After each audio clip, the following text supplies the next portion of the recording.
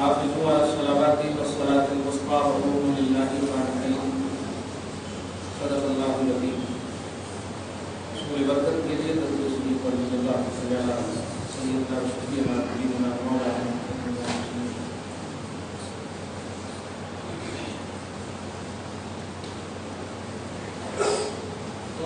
تک کا پہنچتا ہے۔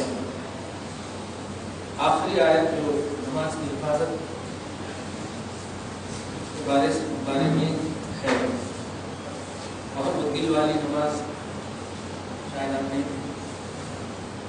دل والی نماز اس کی تھوڑی سی وضاحت کی یوٹیوب پہ ڈال دی ہے، میں بھی نمازوں کی حفاظت کرو، خاص طور سے بیچ والی نماز۔ تمام مفسرین کا اتفاق ہے بیچ والی نماز سے مراد عصر کی نماز، لیکن کچھ لوگ ایسے ہیں جو 10 مجھے نہیں 11 مجھے پڑھتے ہیں اور کہتے ہیں دل والی نماز، امیدوں کہتے ہیں تم نہ پڑھو میں پڑھ لیتے ہیں۔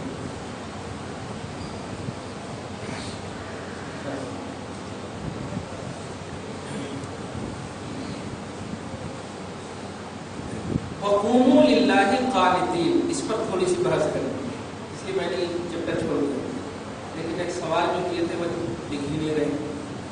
چلیے ان کا سوال جو سوال کیے تھے چلتے چلتے کہ نماز کا بھی ذکر ہے، پورے طلاق اور نکاح وغیرہ کے مسائل آ رہے تھے، یہ بیچ میں نماز کا ذکر ہے۔ سوال تھوڑا اچھا تھا۔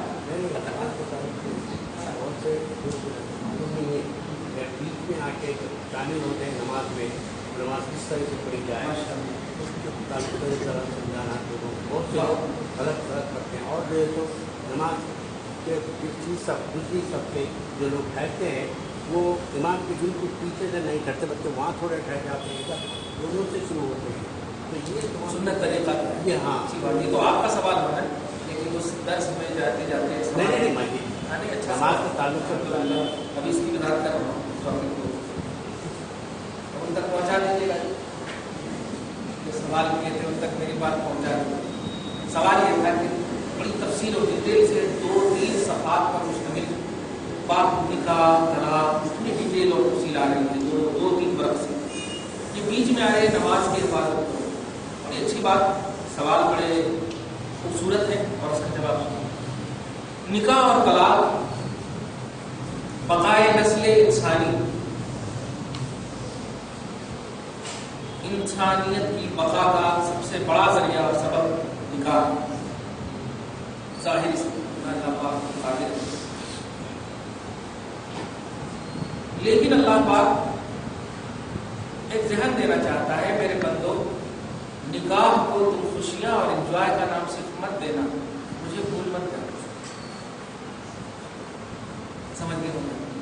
نکاح اور طلاق یہ ساری چیزیں، مہر عدت، یہ ساری چیزیں جو انسان کی ازدواجی زندگی سے تعلق رکھتا ہے، یہ ساری چیزیں رکھتی ہیں، تو اسی گتھی میں آپ مت پھنسے رہنا، اس سے جلدی نکلو اور اللہ کی بارگاہ میں آؤ۔ یہ اصل بتانا اس کی کنٹینیوٹی جو ہے، نکاح طلاق عدت مہر یہ ساری چیزیں، اس کے بعد نماز کی پابندی کرنا، حفاظت کرنا، خاص طور سے عصر کی نماز کے حوالے سے تو ایک بات یہ اترنے کی وجہ بتائی تھی، لیکن سب سے بڑی وجہ آج کے حساب سے وہ یہ ہے کہ نکاح کرنے والوں نوجوانوں رات میں نکاح کی محفلیں سجا کر کے فجر کی نماز غائب مت کر دینا، عشاء کی نماز مت چھوڑو۔ آج کی تفصیل کے حساب سے اگر بتاؤ کہ نکاح خوشیوں کا نام مت دینا، وہ میرے نبی کی سنت ہے، نبی کی سنت ہے، وہ تمہاری سنت نہیں، تمہارے خاندان والوں کی سنت ہے، نبی کی سنت ہے، اور نماز میرے نبی کی آنکھوں کی ٹھنڈک ہے۔ ایسے موقع سے نبی کی وہ سنت کیسے بابرکت ہو سکتی ہے جو نبی کی آنکھوں کو ٹھنڈک نہ پہنچا سکتی؟ اس لیے اللہ پاک اس آیت کی تسلسل کو اس طرح سے قائم کر ایک ذہن دیا ہے، خبردار نہ نکاح والے، لڑکی والے، لڑکے والے، جو بھی اس میں شریک ہے کسی بھی زاویے سے، نماز کی پابندی اہم پہلو ہے۔ اور آج کے حساب سے اگر دیکھیں تو ایک دم اور عمدہ انداز میں سمجھ گئے ہوں گے، ابھی نماز پڑھی تو اتنے پیسے لگے ہیں، کپڑے میں چور ہو گئے تو پیسے इंशट करें, इंशट अगर उतारे तो चूर हो जाता है। ऐसा मसला पूछते लोग, मेरे को शर्म आती, मेरे को हया आती मसला का जवाब देने में, और सवाल करने वाले को हया नहीं आती। सब पूछते हैं अगर इंशट किए हुए अगर खोल दी तो चूर हो जाता, उसको बताओ मुझे बात पढ़ लेना था। नफसानियत अल्लाह पाक फरमाता है नमाजों की पाबंदी करना ये मुस्तकिल आयत नहीं है, इसकी कंटिन्यूटी होती है। निकाह, महफिल निकाह, महर, तलाक, खुशियां, ये सारी चीजें जो आपके सामने बताई गई, उसके बाद इस आयत का बताना इस बात की वाज़ेह दलील है कि बंदा किसी भी हाल में दुनिया की ऐशो आराम की बुनियाद पर रब को न भूले, रब को छोड़े। उनको जवाब पहुंचा देते इस वजह से ऐसा है। बेटे की शादी करनी हो तो नमाज को छोड़ो, पहली तलकीन करना, हाँ गिफ्ट क्या लाए बेटा, ये गिफ्ट देना नहीं, सबसे बड़ा गिफ्ट है 2 रकात तू भी पढ़ना, 2 रकात तू भी पढ़ना, अल्हम्दुलिल्लाह दुआ करना, मौला हमारी जिंदगी इस दुआ की अच्छी गुजरे। ठीक है, जिंदगी को करवा, हाँ भूल मत जाना, बुनियाद सही रही तब ऊपर तक सही रही, बुनियाद गलत हुई तो हुआ बस, दूसरे दिन से झगड़ा शुरू हुआ। आगे देखिए वक़ूमू लिल्लाहि क़ानितीन, इसमें एक फिक़ही मसले हैं, इसको ध्यान में रखिएगा। 2-3 दर्स पहले भी मैंने कहा था, आइम्मा-ए-किराम मुज्तहिदीन हज़रात पर उंगली तो ऐसे भी नहीं उठाना चाहिए, बाप माँ पर उंगली उठाने का ना हुक्म है, तो वो तो बहुत बड़ी बड़ी ज़ात है, इमाम आज़म, इमाम शाफ़ी, इमाम मालिक, बहुत बड़ी बड़ी ज़ात है। वो सब जब मसले बताते हैं तो आपका नॉलेज क्या है, नॉलेज की ड्यूल भी आपके पास नहीं है, क्योंकि अहद रिसालत नबी पाक के ज़माने से करीब गुज़रा है। इसी से रिलेटेड है जो मैं बता दूंगा मसला। आगे फरमाता है वक़ूमू लिल्लाहि क़ानितीन, अल्लाह की बारगाह में, अल्लाह के हुजूर खामोश खड़े रहना, नमाजों की हिफाजत करना, खास तौर से असर की नमाज की हिफाजत करना, और अल्लाह के हुजूर, अल्लाह के सामने खामोश खड़े रहना, ये पूरी आयत है। इसलिए वक़ूमू लिल्लाहि क़ानितीन को मैंने इसलिए नहीं कहा था कि अब सुनिए, अल्लाह के लिए खामोश रहना, खड़े रहना। इस आयत करीमा से नमाजी पर क़याम, खड़ा रहना, फुक़हा क्या खुद आयत बता रही है कि फर्ज है। फर्ज का मतलब ये होता कि अगर आप खड़े नहीं होंगे तो नमाज ही नहीं, उसको और आप खुलकर और बता दो, एक है उज़्र शरई और एक है उज़्र तबई। शरई उज़्र ये है कि खड़े रहने की जगह है, शरई उज़्र चटानुमा जगह है जहां नमाज पढ़ रहे हैं, खड़े होने की जगह, और तो वहां पर जैसे आपको मौका मिले, जिस तरह मौका मिले आप कर सकते। लेकिन तबई उज़्र ये है कि पाँव में तकलीफ है, पाँव में तकलीफ है, दर्द है, वाक़ईतन खड़े नहीं हो सकते, तो ये तबई तबीयत नेचुरली, ये दोनों अगर नहीं है, ध्यान रखें, तो क़याम नमाजी पर फर्ज है। खासतौर से जो कुर्सी वगैरह में पढ़ते हैं वो तवज्जो से सुनें। हम जिद के जुमले नहीं बोलेंगे, लेकिन इसको ध्यान रखें। नमाज जैसे अल्लाहु अकबर, ये आपको खड़े होकर के बोलना, खड़े हो सकते हैं तो खड़ा होना है, बैठ सकते हैं तो बैठना है। सकने से मुराद ये है कि आपको जिस्मानी तौर पर कोई तकलीफ ना हो, एकदम आसान, जिस्मानी तौर पर इमीडिएटली कोई तकलीफ ना हो, कि अगर आप अगर खड़े हो गए तो गिर गए, चक्कर लगाती हो, तो तबई तकलीफ भी ना हो, शरई तकलीफ भी ना हो, इन दोनों तकलीफ ना हो तो खड़ा होना फर्ज है। अगर बिला उज़्र आप नहीं खड़े होंगे तो फिर वो नमाज होगी ही नहीं, फराइज़ और वाजिबात के एतबार से तो होगी ही नहीं। नफल में एक थोड़ी सी रुख्सत है कि नफल जैसे आप कभी बैठ के पढ़ लेते हैं, 2 रकात नफल है, बैठ के पढ़ लेते हैं, तब भी आधा सवाब मिलेगा। नफल में अगर बैठे तो आधा सवाब मिलेगा, फुल सवाब नहीं मिलेगा। खैर, तो खामोश खड़े रहना इस आयत करीमा से क़याम के फर्ज होने की दलील है।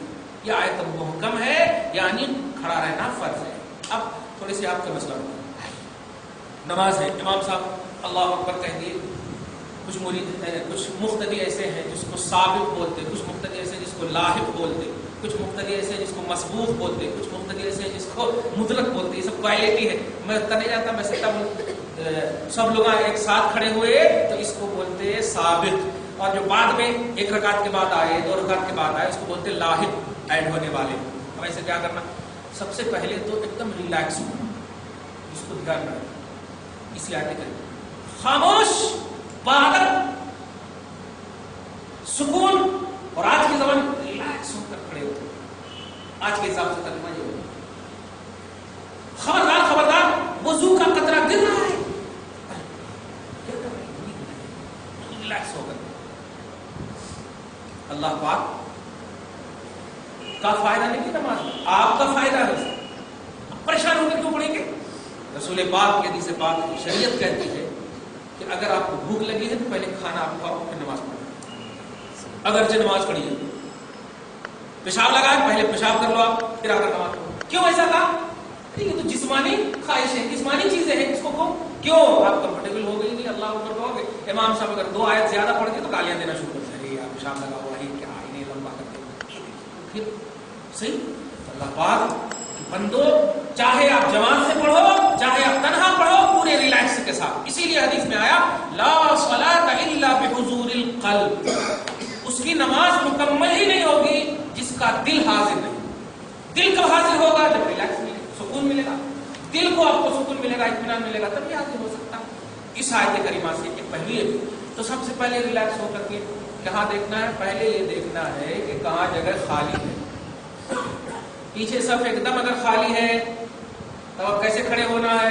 یہ دیکھیں امام صاحب اور اس کے پیچھے جو مؤذن ہے، توجہ دیجیے، اس کے پیچھے مؤذن ہے، اس کے ذرا سی آپ رائٹ کروس ہو کر کھڑے، ذرا سی سیم بھی نہیں کھڑے ہوئے، اس کو بولتے ہیں دایاں مکمل. اب جو بھی آئیں گے وہ آپ کے وقور کریں گے. ایک اگر کھڑا ہے پہلے تو کھڑے نہیں ہونا چاہیے، پیچھے سے پیچھے کو کھینچ لینا چاہیے، کسی کو کھینچ لینا چاہیے سائڈ سے، مگر اس کو کھینچیے گا جس کو مسئلہ معلوم ہے، ورنہ وہ پیچھے سے کہاں مار کے صحیح. اس کو مسئلہ نہیں معلوم ہے تو نہیں کھینچنا. ہاں پھر اپنے کپڑ کھڑے ہو جانا، یہ بھی صحیح ہے. اب تو مسئلہ معلوم ہو گیا تو کھینچ کر کے کھڑے ہو جانا مؤذن صاحب کے رائٹ میں. امام صاحب کے رائٹ میں تو مؤذن صاحب رہتے ہی، مؤذن کے رائٹ میں تو یہ رائٹ جو ہے وہ بھر دیں گے آنے والے. پھر اس کے بعد دوسرے آنے والے ادھر کریں. یہ اسی کے السلام علیکم ورحمۃ اللہ، رائٹ میں سب سے پہلے سلام ہوتا ہے نا. تو رائٹ اگر نہیں بھرے لیفٹ بھر دیے تو سلام سیکنڈ والا ملتا ہے مقتدی. یہ ہے حکمت. سیکنڈ کبھی نہیں بھرنا، سب سے پہلے رائٹ سائڈ. یہ ہے پیچھے آنے والے مقتدی. اور سب سے بڑی بات یہ ہے کہ امام صاحب اب جو مسئلہ اس سے امام صاحب اگر قرات کر رہے ہیں اللہ اکبر دھیرے سے کہتے ہوئے آپ بالکل خوب خاموش رہیے. اسی آیت کریمہ سے صحیح بخاری باب نہی الکلام اور صحیح مسلم باب تحریم الکلام فی الصلاۃ. بخاری میں بھی اور مسلم میں بھی یہ حدیث ہے کہ نماز میں کلام کرنا حرام ہے، نماز میں کلام کرنا ممنوع ہے. یہ آیت کریمہ جب اتری تو اسی آیت کریمہ کی تفسیر میں امام بخاری اور مسلم کلام کرنا تو بات کرنا ممنوع ہے. تلاوت کرنا کیسے ممنوع؟ تو اللہ پاک نے سورہ اعراف آیت نمبر 204 میں پارہ نمبر 9 میں سورہ اعراف میں فرمایا وَإِذَا قُرِئَ الْقُرْآنُ فَاسْتَمِعُوا لَهُ وَأَنصِتُوا لَعَلَّكُمْ تُرْحَمُونَ. مسئلہ توجہ سنیے. مطلق طور پر کلام کرنا نماز میں ممنوع ہے. امام صاحب اگر قرات کر رہے ہیں تو خاموش کھڑے ہوئے اللہ کی بارگاہ میں سنیے. کچھ نہیں پڑھنا ہے. جو خدا کے کلام کی بے حرمتی کریں گے اگر کچھ پڑھیں گے یعنی آپ کیئر نہیں کر رہے پڑھنے والوں کی طرف، یہ مطلب. اور وہ پڑھ رہا اللہ کا کلام اور رسول فرماتے ہیں نماز میں کلام کرنا حرام. بات کرنا ہوتا کیا تھا شروع اسلام میں بات بھی کرنا جائز تھا، سکھانا ظاہر اللہ اکبر کہتے تھے، پیچھے باتیں چل رہی ہیں. تو رسول اللہ نے یہ آیت کریمہ جب اتری تو صراحتاً فرما دیا انا اذا نتکلم فی الصلاۃ فامرنا بالسکون. حضرت زید بن ارقم کہتے ہیں کہ ہم سب بات کرتے تھے کلام میں، بخاری بات کرتے تھے کلام میں. جب یہ آیت اتری تو فامرنا بالسکون، ہم سب کو خاموش رہنے کا آرڈر کیا، حکم دے دیا خاموش. پھر بھی تلاوت سورہ فاتحہ ہے اور دیگر چیزیں جو پڑھتے تھے اس توجہ سب سنیے، سورہ فاتحہ وغیرہ یہ سب یعنی جو بھی ہے. سورہ فاتحہ بھی تو اللہ کی کتاب نے تلاوت کی، قرآن پاک کی ہے، تو یہ پڑھتے تھے پیچھے. تو فرماتے ہیں کہ کلام کرنا بند ہو گیا تھا لیکن تلاوت بند نہیں ہوئی تھی. یہ آیت کریمہ کریمہ نے سورہ اعراف کی آیت نمبر 204 وَإِذَا قُرِئَ الْقُرْآنُ فَاسْتَمِعُوا لَهُ، اے لوگو جب قرآن کی قرأت کی جائے، چاہے نماز ہو غیر نماز ہو کہیں پر بھی ہو، فَاسْتَمِعُوا تو کان لگانا، فَاسْتَمِعُوا بولتے کان لگانا، وَأَنصِتُوا خاموش رہنا، کان لگا کر سننا بھی خاموش رہنا بھی، لعلکم ترحمون اس امید پر کہ تم پر رحم کیا جائے۔ دیکھا ہوتا کیا ہے، ایک سوال ہے نہیں امام کے پیچھے سورہ فاتحہ پڑھنا چاہیے، ایسا اس کو قرأت خلف الامام، اس کو جھگڑا نہیں بنائیے۔ دیکھیے قرآن پاک سے میں ایک دفعہ ایزی کر دیتا ہوں مسئلہ، نہیں رسول اللہ فرماتے نہیں ہے کیسے، رسول اللہ فرماتے ہیں لا صلاۃ الا بفاتحۃ الکتاب، فاتحہ کتاب یعنی سورہ فاتحہ نہیں پڑھ کے نماز ہی نہیں ہوتی، پڑھ کے نماز نہیں ہوتی۔ اب یہ کیا کہ جس کا دل ہی حاضر نہ ہو نماز ہی نہیں ہوتی، جس کا دل ہی حاضر نہیں ہو نماز ہی نہیں ہوتی، مطلب کیا ہوا اس کا؟ اگر کوئی خالص حضور قلب کے ساتھ پوری آیتیں پڑھ لی، سب کچھ پڑھ لی، نماز نہیں ہوتی۔ مطلب یہ ہے کہ اگر دل حاضر ہے اور نماز پڑھ رہے ہیں آپ تو مکمل کامل نماز، اکمل نماز۔ اس کو ایک چھوٹی سی مثال میں دوں، چاول کھائے تو پیٹ بھر جاتا، بریانی کھائے تو اچھے سے، لیکن دونوں میں پیٹ ہی بھرتا، کوئی دوسری چیز نہیں بھرتی۔ یہ کیسا ایک دم خلاصہ صحیح مفہوم صحیح سمجھنے کا۔ تو لا صلاۃ الا بفاتحۃ الکتاب کا مطلب یہی ہے کہ شروع میں اجازت ہے کہ سنو، بہت اہم ہے۔ مکہ میں بھی آیت نازل ہوئی ہے، مدینہ میں بھی 7 مسانی ہے، 7 آیتیں اس کے اندر، بار بار مکہ میں بھی مدینہ میں بھی نازل، بڑی امپورٹنٹ ہے ایسا ہے، تو اس کو پڑھنا چاہیے۔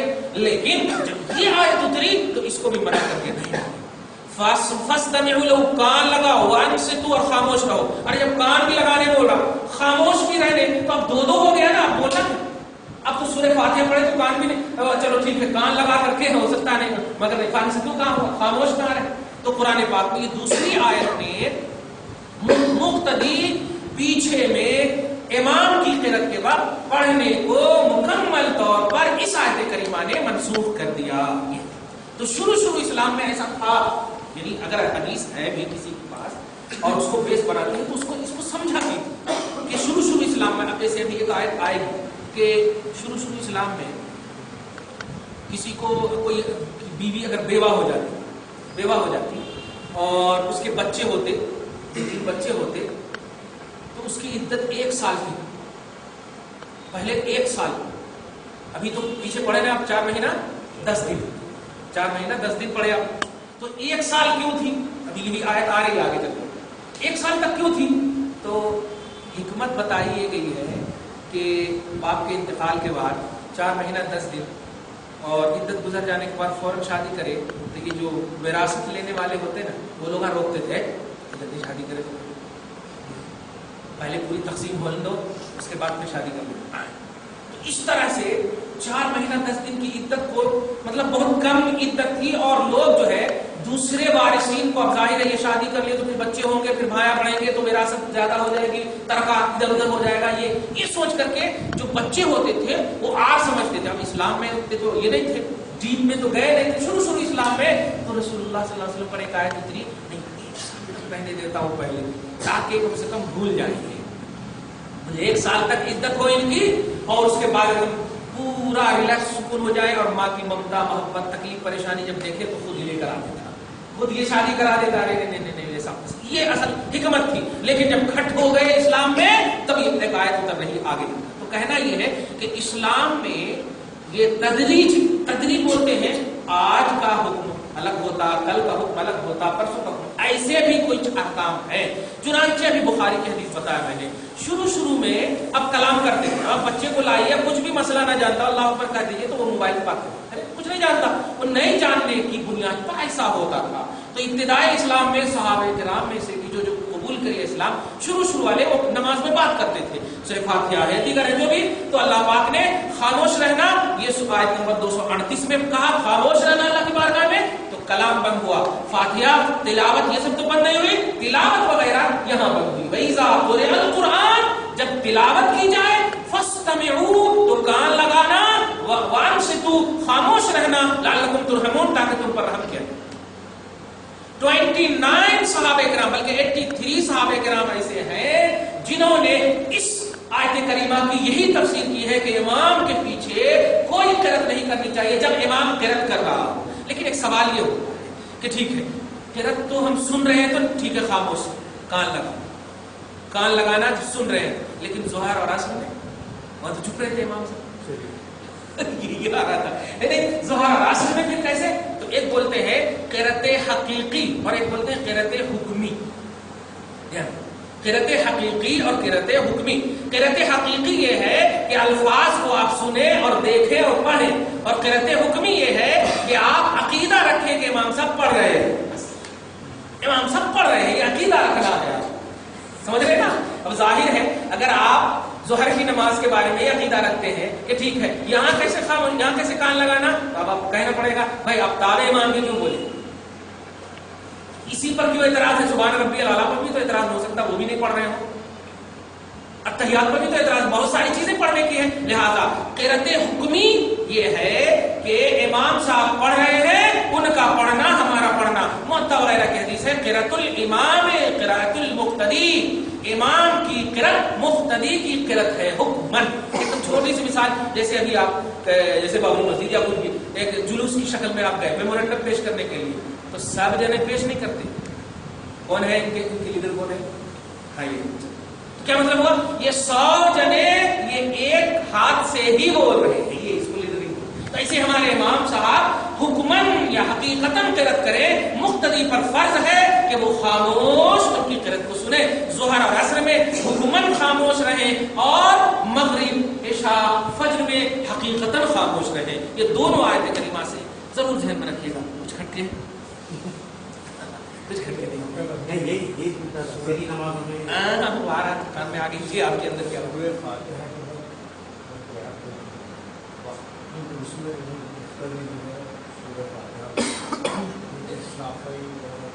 نہیں امام حرم شریف میں ایسا نہیں ہے کہ مطلب اتنا گیپ دیتے کہ 7 آیات آپ پڑھ لیجیے. ہاں امام شافعی کے نزدیک آمین کہنے کی بنیاد پر تھوڑا گیپ دیتے ہیں, کیونکہ امام شافعی کے نزدیک آمین زور سے کہنے کا حکم ہے. امام شافعی کے نزدیک اگر فوراً پڑھنا شروع کرتی ہے تو آمین مد کے ساتھ بولنا ہے, اس لیے گیپ کا جو مقصد ہے وہ اس لیے دیتے ہیں. اور سب سے بڑی بات یہ ہے کہ دیکھیے جس کی آپ سب سے بڑی پیروی کرتے ہیں اس کا, اس لیے میں کچھ گتھی میں نہیں لے جاتا ہوں, پیروی جس کی کرتے ہیں اس کا علم اور نالج یہ جو میں نے کہا ہے یہ حضرت امام اعظم کی بنیاد پر, اور پہلے جو جملہ کہا ہے کہ چونکہ یہ حضرات عہد رسالت سے قریب ہیں, یہ زیادہ جانتے ہیں کہ کون سی آیت محکم ہے, منسوخ ہے, کیا ہے, کیسے ہے. جیسے دونوں آیت میں, پہلی آیت میں اللہ کے حضور خاموش کھڑے رہو, اور یہ ایک سمپل آیت نہیں بلکہ نمازوں کی پابندی کرو, خاص طور سے عصر کی نماز کی, اور اللہ کی بارگاہ میں خاموش کھڑے رہو. تو یہ آیت صاف بتاتی ہے کہ نمازوں کی پابندی صرف امام نہیں کریں گے, مقتدی بھی کریں گے نا, اکیلے والے بھی کریں گے نا, جماعت والے بھی کریں گے, منفرد بھی کریں گے, سب جنے کریں گے. اب اس کے بعد اللہ کہہ رہا ہے, اس کا مطلب یہ ہوا سب کو کہہ رہا ہے, سب کو کہہ رہا ہے کہ خاموش رہو. الگ پڑھے تب بھی خاموش رہو, جماعت سے پڑھے تب بھی خاموش رہو, کیونکہ امام پر بھی نماز کی حفاظت ضروری ہے, مقتدی پر بھی حفاظت ضروری ہے. تو یہ آیت کی کنٹینیوٹی بتائی کہ سب ایک دم بالکل اس طرح سے رہنا چاہیے کھڑے.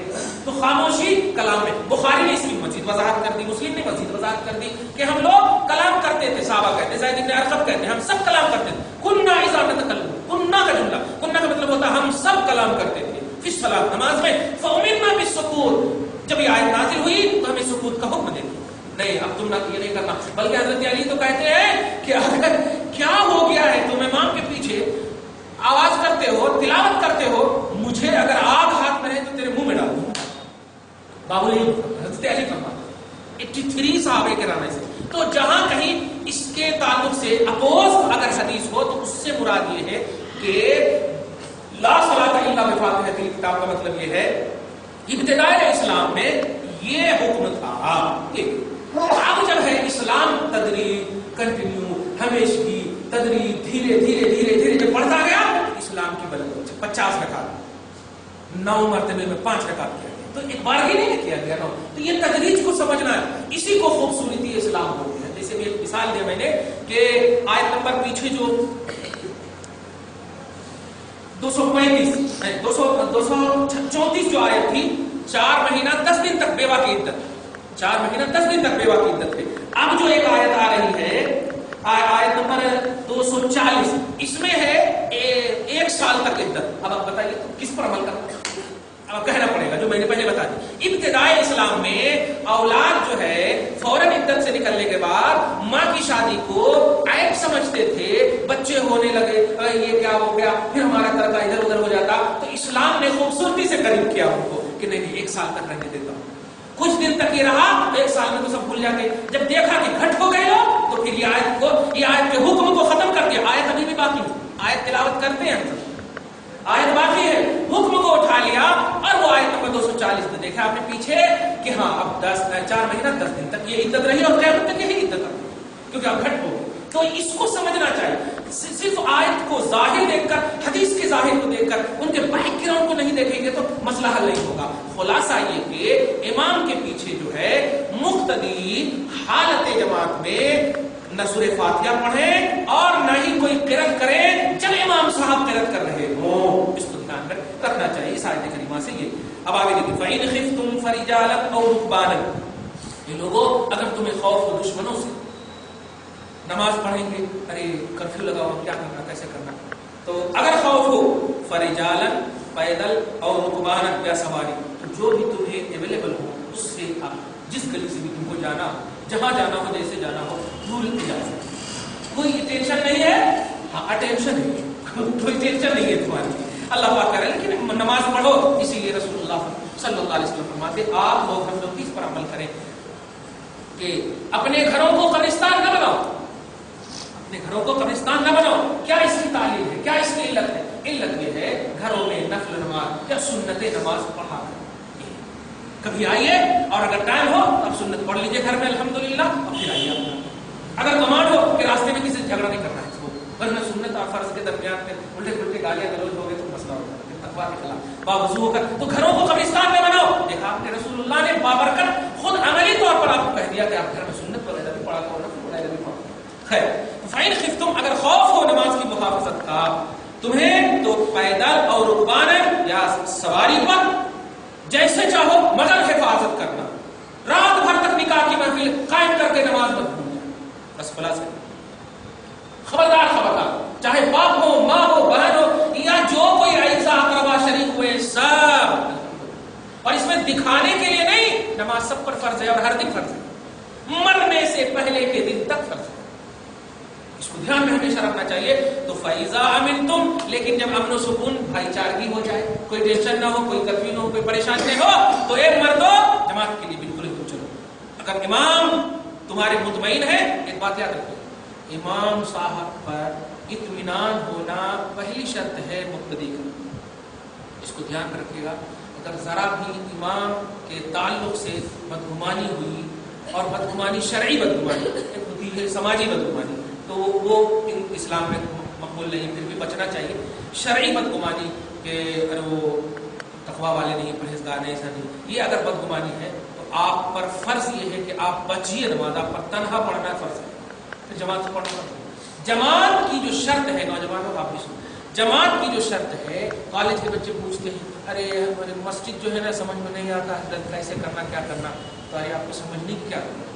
کوئی بھی اسلام کا حکم جو ہے اویلیبل قدرت کیپیسٹی اس کے بغیر ہے ہی نہیں.